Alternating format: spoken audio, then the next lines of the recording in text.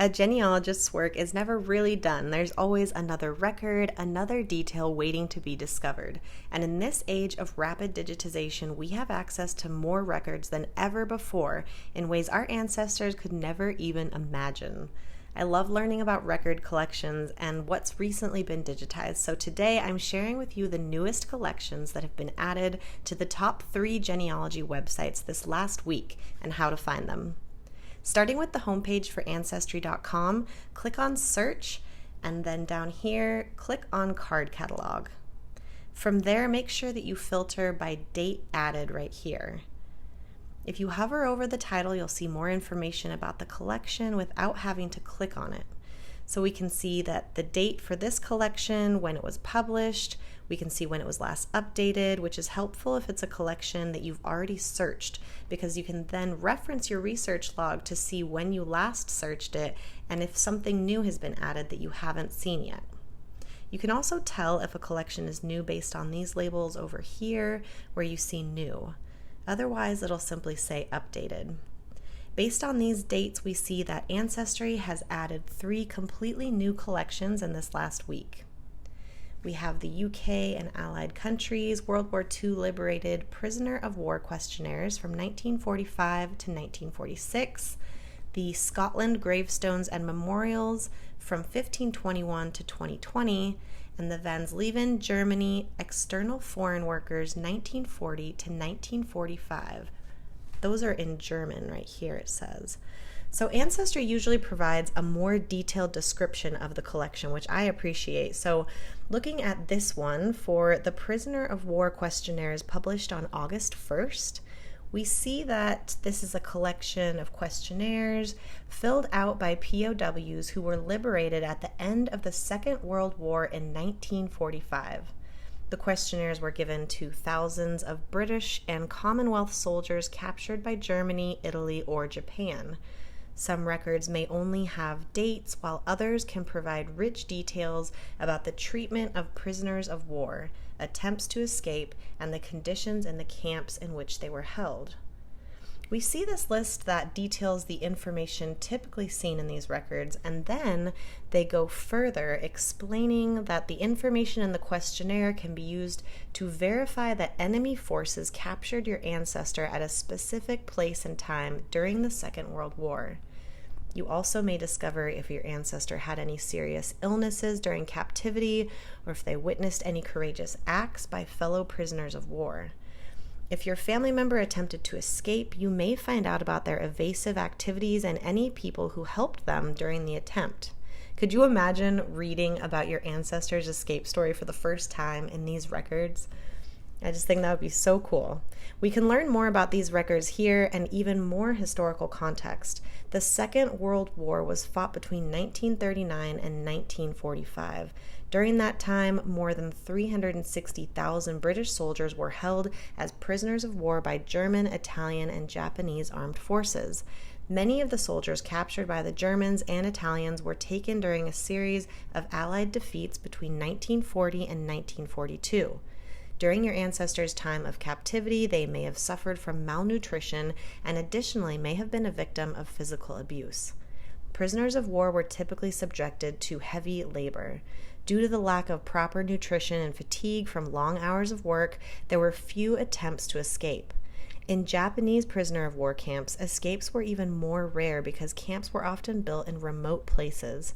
Prisoners in Japanese camps were generally treated more harshly than those in European camps and were 7 times more likely to die in captivity.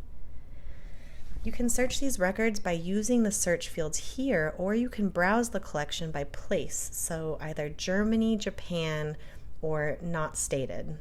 Then you can browse by surname from there. Here's what one of those records looks like. Let's see what we can learn about Adrian from this one. We see his ship, unit, division, date of birth and enlistment. His civilian trade was a fireman and an ambulance driver. We see his private address here in South Africa and the place and date of his original capture. We learn that he wasn't wounded when he was captured, and then it lists the main camps and hospitals he was imprisoned at, along with working camps where he was forced to farm and mine for coal. We learn that he suffered a head injury and a foot injury, both listed as underground accidents, which he did not receive adequate medical treatment for.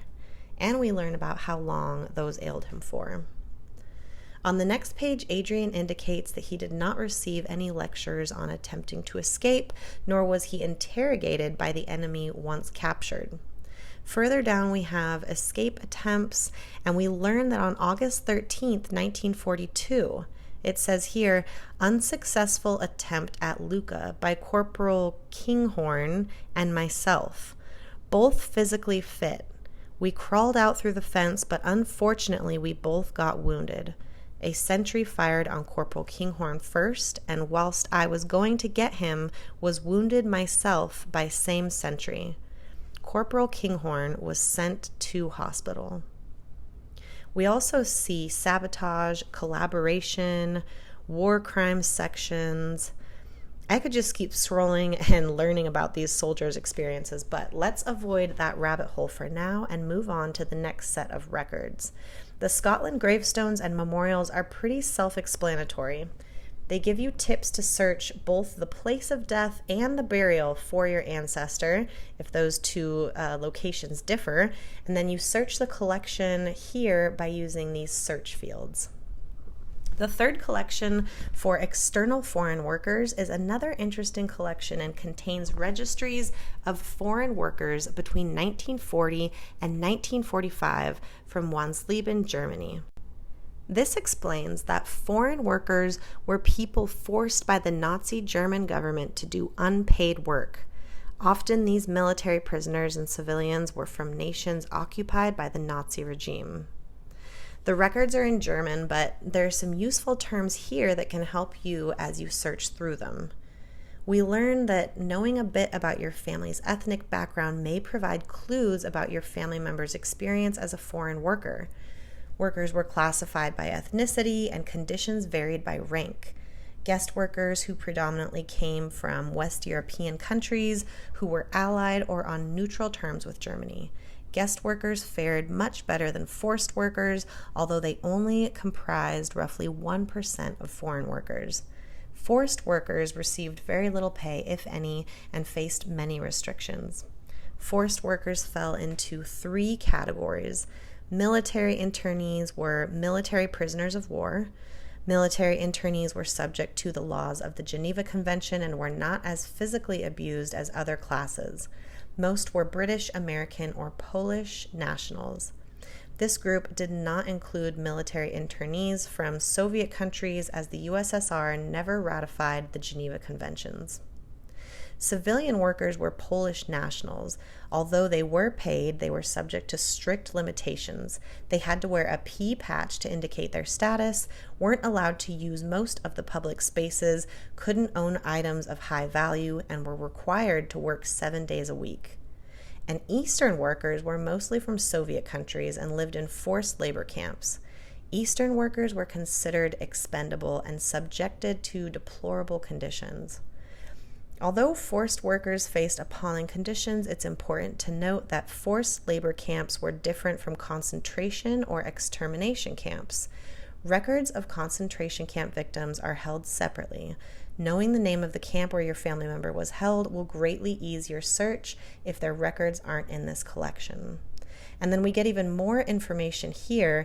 During World War II, Nazi Germany forced approximately 11 million people to work in support of the Nazi war machine.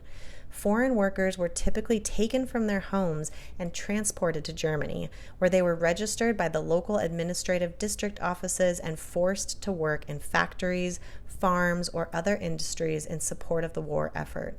Most foreign workers suffered brutal conditions, including long hours, little food, and physical and emotional abuse. Many did not survive the war.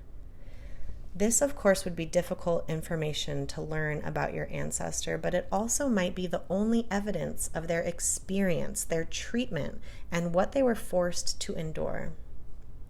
Moving on to the MyHeritage homepage, we click on Research up here in the right-hand corner, search all records, and then scroll down to Recently Added Collections down here. We're given the title of the collection, how many records it has, and the date that it was released. Here we see that they added one collection this last week, the Michigan Genesee County Deaths Records.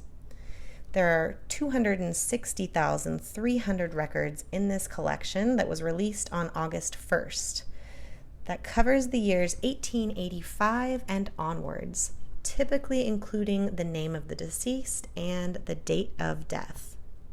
Now, I saved FamilySearch for last because they have a ton of newly added records in just this last week. We're talking millions of records. And the absolute best thing about FamilySearch is that all of their records are free. You don't need any sort of paid membership to access these collections. To get there from the home page, you'll click on Search up here and then click on Records. Scroll down here to Browse All Collections. Click on that and you'll see that you can then filter the results by last updated. So instead of diving into each one of these, because there's so many in just this last week, I'm going to scroll down and give you an idea of how many records they've added since the 1st of August. We see all kinds of records too. Here we see funeral home records, civil registration, stillbirths, birth records, coroner's records, cemetery records, parish registers, marriage records, and that was all just for today, August 7th, the day that I'm recording this video. You can also see right here all of the different records that are within that collection, so that's where you're seeing hundreds of thousands into the millions of records just in this day. As we continue down, we see France census records, Switzerland census records, Argentina. We have wills, probate, and administration files from Australia. And we'll end here on August 1st with the Palestine population registers. The amount of records, the variety of categories, and the fact that these records cover locations from all around the world is just incredible. You never know what's going to be digitized next, so be sure to be continually checking these areas out. Hopefully they can apply to your research.